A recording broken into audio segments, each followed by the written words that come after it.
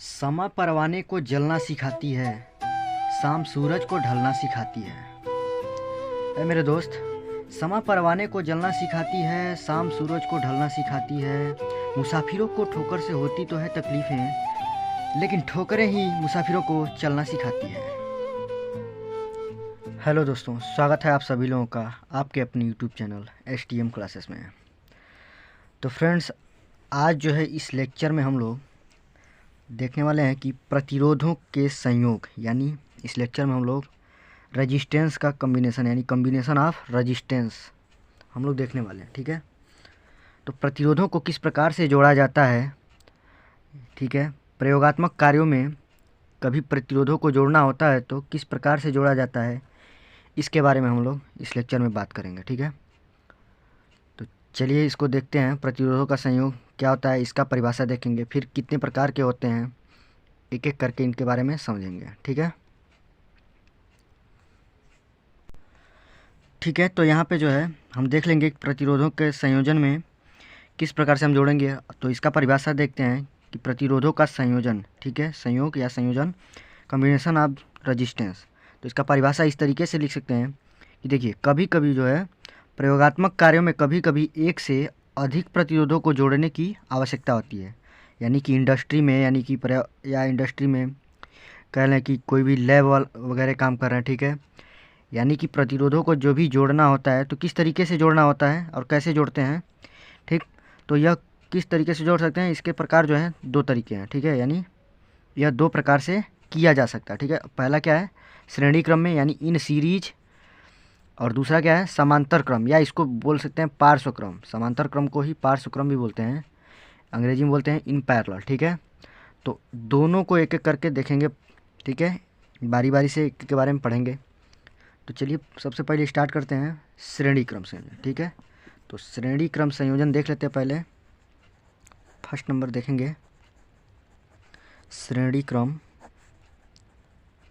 संयोजन या संयोग कह सकते हैं। ठीक है, कॉम्बिनेशन ऑफ सीरीज रेजिस्टेंस। ठीक है, कॉम्बिनेशन ऑफ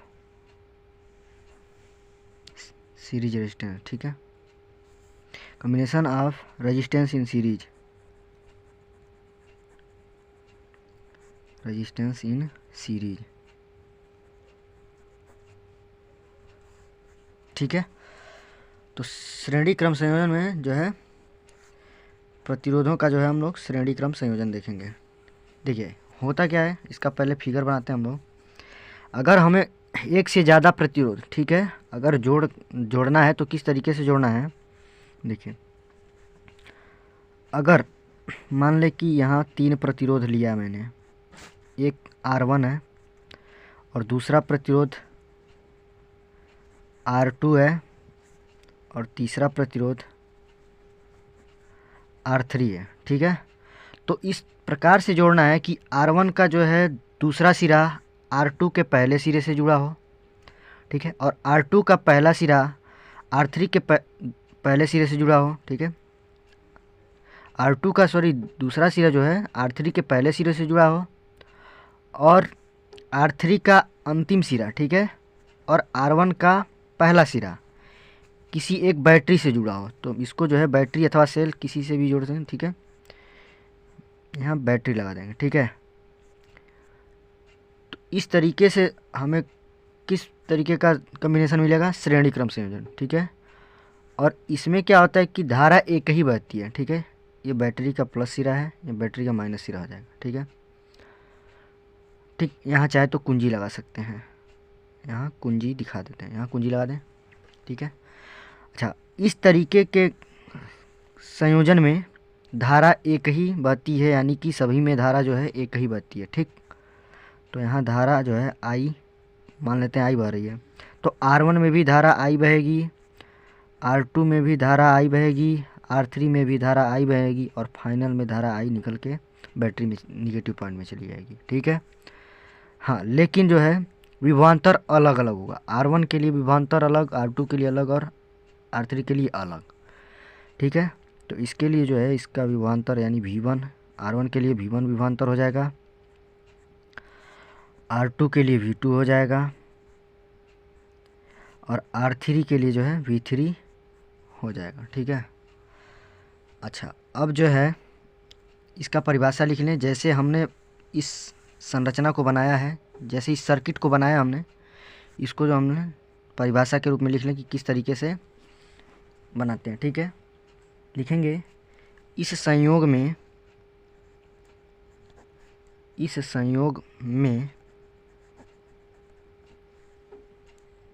जोड़े जाने वाली, ठीक है, जोड़े जाने वाले या जोड़ी जाने वाले, ठीक है, जोड़े जाने वाले प्रतिरोधों का, जोड़े जाने वाले प्रतिरोधों का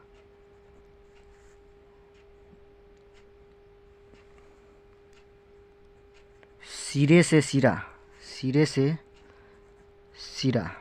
ठीक लिख सकते हैं। सिरे से सिरा इनका क्या हो रहा है, जुड़ रहा है आपस में। ठीक है, यहाँ पॉइंट दे दें ABCD। तो ठीक है, इनका क्या है, B सिरा जो है R1 का दूसरा सिरा है और R2 का यहाँ पहला सिरा, आपस में जुड़ रहे हैं, सिरे से सिरा जुड़ रहा है। फिर यहाँ C पॉइंट पे R2 का सिरा दूसरा सिरा है और R3 का पहला सिरा, आपस में क्या हो रहा है, सिरे से सिरे जुड़ रहे हैं। तो लिख सकते हैं कि इस संयोग में जोड़े जाने वाले प्रतिरोधों का सिरे से सिरा, ठीक है, जोड़ते चले जाते हैं। ठीक है, सिरे से सिरा जोड़ते चले जाते हैं,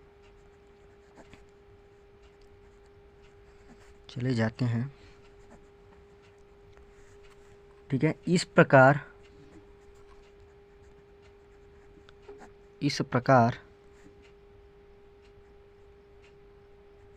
प्रत्येक प्रतिरोध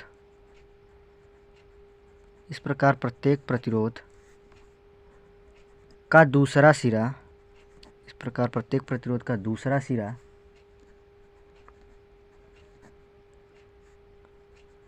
उसके,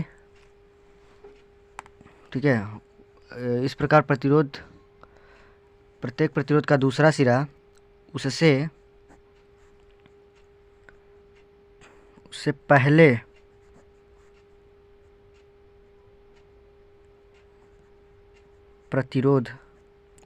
प्रतिरोध के पहले सिरे से, ठीक है, यहाँ इस क्या कर सकते हैं, उस दूसरा सिरा उससे अगले प्रतिरोध के, ठीक है, इससे अगले प्रतिरोध के पहले सिरे से, उसके अगले प्रतिरोध के पहले सिरे से जुड़ता है। ठीक है, क्या कर रहा है, इस संयोग में जोड़े जाने वाले प्रतिरोधों का सिरे से सिरा जोड़ते चले जाते हैं। ठीक है, इस प्रकार प्रत्येक प्रतिरोध का दूसरा सिरा, ठीक है, प्रत्येक प्रतिरोध का दूसरा सिरा, ठीक है, उससे जो है अगले प्रतिरोध के पहले सिरे से जुड़ता है। ठीक है, इस प्रतिरोध का दूसरा सिरा ये है और इसका अगला प्रतिरोध R2 है, इससे पहले वाले सिरे से जोड़ दिया गया। ठीक है, इसका दूसरा सिरा ये है और इसके बाद अगला प्रतिरोध R3 है, इसके पहले वाले से जोड़ दिया गया। ठीक है, इस तरीके से जोड़ दिया गया। ठीक, और जुड़ता है। इस प्रकार जो हमें प्रतिरोधों का संयोजन प्राप्त होता है, लिख लेंगे इस प्रकार हमें श्रेणी क्रम संयोजन प्राप्त होता है।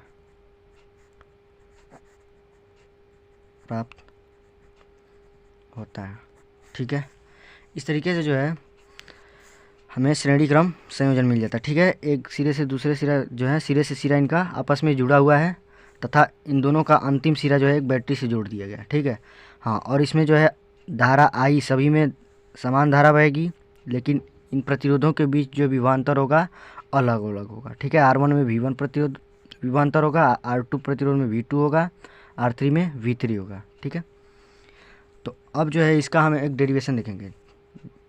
ठीक है, क्या निकल रहा है, देखिए ओम का नियम क्या होता है, लिखेंगे ओम के नियम से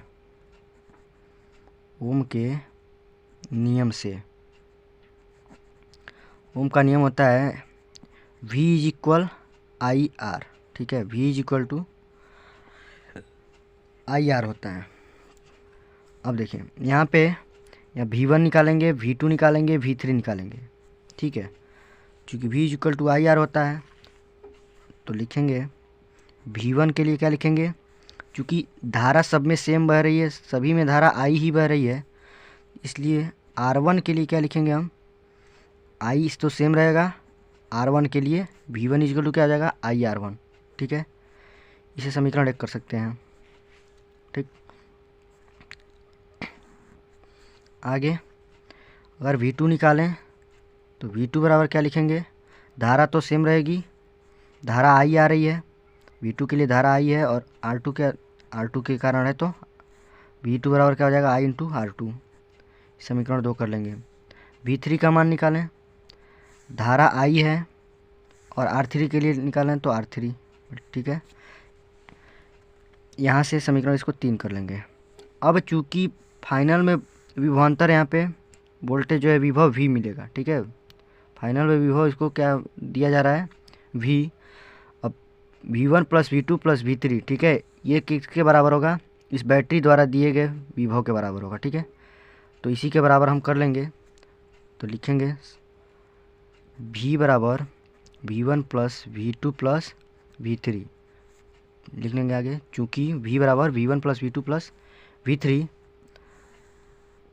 इसलिए अब क्या करेंगे, समीकरण 1, 2, 3 से V1, V2 और V3 का मान यहाँ रख देंगे। समीकरण 1, 2 व 3 से V1, V2 व V3 का मान, इसको समीकरण अगर 4 कर दें, ठीक है, तो मान समीकरण 4 में रखने पर ठीक है, रख देते हैं। तो लिखेंगे V इज इक्वल, V1 का वैल्यू क्या रखेंगे समीकरण 1 से I इंटू R1। ठीक है, I R1।